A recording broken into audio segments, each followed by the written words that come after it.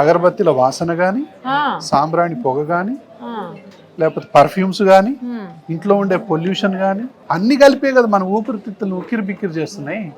అందుకే కదా అంటే ఇప్పుడు మనం 3 సార్లు తింటాం, 24,000 సార్లు గాలి పీల్చి వదులుతాం మనం. ఆ 24,000 కూడా మంచి ఏరే ఉండాలి. అంటే ఆ మనం పీల్చే గాలిని బట్టి మన ఆరోగ్యం ఆధారపడి ఉంటుంది.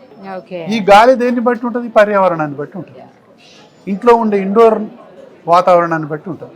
మీరు ఇంకొక మాట కూడా చెప్తా ఉంటారు డాక్టర్ గారు ఎప్పుడు కూడా, prevention is better than cure అని చెప్పేసి. అంతే కదా, వచ్చిన తర్వాత తగ్గించుకునే కంటే అసలు హాస్పిటల్కి రాకుండా చూసుకోండి అని చెప్పి. నాకు ఆ స్లోగన్ బాగా నచ్చుతుంది మీరు చెప్పేది ఎప్పుడు. Prevention is the best medical intervention.